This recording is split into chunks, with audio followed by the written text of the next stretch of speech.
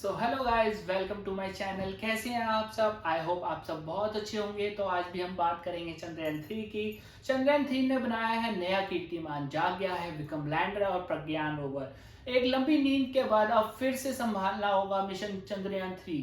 क्या इस बार इसरो कर पाएगा कोई नया चमत्कार? जी हाँ, एक लंबे समय के बाद फाइनली अब हमारा चंद्रयान 3 फिर से अपने काम पर लग चुका है।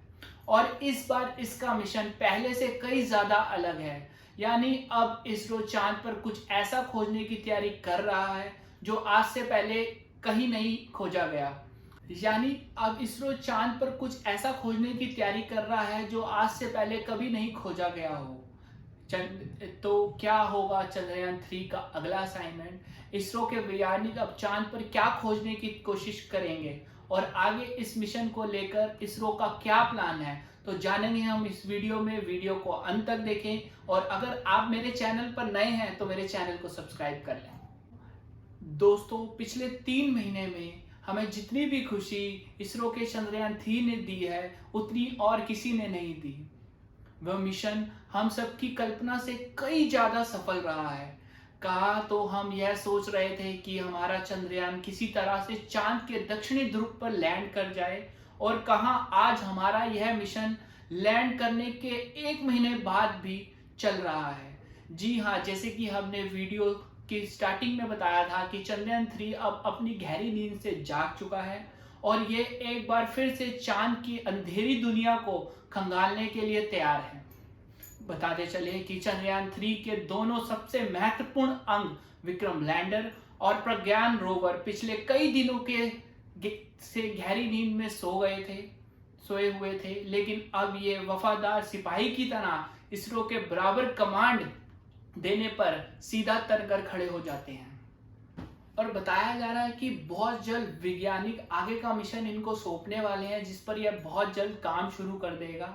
तो अब आगे चंद्रयान 3 का ऑब्जेक्टिव क्या होने वाला है, इसकी हम बात वीडियो के आगे करेंगे। इससे पहले हम बता दें कि इसका अब तक का सफर कैसा रहा है और ऐसी क्या वजह थी कि वैज्ञानिकों ने सारे काम रोककर विक्रम लैंडर और प्रज्ञान रोवर को स्लीप मोड में डालना पड़ा। दोस्तों, जैसे कि हम सब जानते हैं कि हमारे चंद्रयान 3 का सफर 14 जुलाई को श्री हरिकोटा सतीश धाम स्पेस सेंटर से शुरू हुआ था, जहां चांद तक पहुंचने में इसे 40 दिन का समय लगा। और एक बार लैंड करते हुए इसने तुरंत ही अपने रिसर्च और परीक्षण का काम चालू कर दिया था। शुरुआत में तो हम सब यही सोच रहे थे कि हमारा चंद्रयान 3 चांद की धरती पर लैंड ही कर जाए, क्योंकि पिछली बार चंद्रयान 2 के दौरान हम ऐसा करने में असफल हो गए थे, जिसके चलते खुद को साबित करने के लिए हमें हर हाल में सॉफ्ट लैंडिंग को अंजाम देना था। लैंडिंग के बाद क्या होगा क्या नहीं, इस पर किसी का कोई ध्यान नहीं था, क्योंकि उस समय यह सब इम्पोर्टेंट नहीं था। और वैज्ञानिक खुद भी यह नहीं जानते थे कि लैंडिंग के बाद प्रज्ञान रोवर और विक्रम लैंडर का क्या हाल होगा। 23 अगस्त के दिन जब हम चांद के दक्षिण ध्रुव पर सॉफ्ट लैंडिंग को अंजाम दिया था और भारत का नाम एक नया कीर्तिमान दर्ज हुआ था, क्योंकि इससे पहले कोई भी देश चांद के दक्षिण ध्रुव पर नहीं पहुंच सका है। इसलिए इसकी लैंडिंग को भी इतना ज्यादा खास बना दिया गया था। लैंडिंग के बाद बारी थी विक्रम लैंडर और प्रज्ञान रोवर की मदद से चांद की रहस्यमयी दुनिया के अंदर क्या है वो जानने की।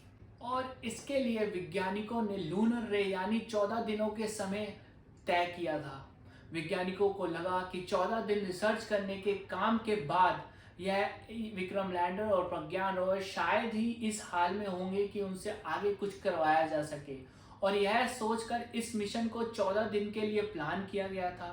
अब ये 14 दिन वैसे तो 4 सितंबर को ही पूरे हो गए थे, लेकिन जैसे कि ये मिशन अभी भी चल रहा है। बात यह है कि विक्रम लैंडर और प्रज्ञान रोवर ने हमारी उम्मीद से ज़्यादा बेहतर काम किया है। वैज्ञानिकों ने इन्हें मिशन का जो असाइनमेंट सौंपा था, यानी इन्हें रिसर्च काम से रिलेटेड जो टारगेट दिया था, वह सभी इन्होंने समय रहते पूरे कर लिए थे। कैसा लगा मेरा आज का व्लॉग? गाइस, कमेंट करके जरूर बताइएगा और कमेंट में जय हिंद जय इसरो जरूर लिखिएगा। सो मेरे चैनल को लाइक करते रहिए, सब्सक्राइब करते रहिए। मिलते हैं अगले ब्लॉग में। Thank you so much.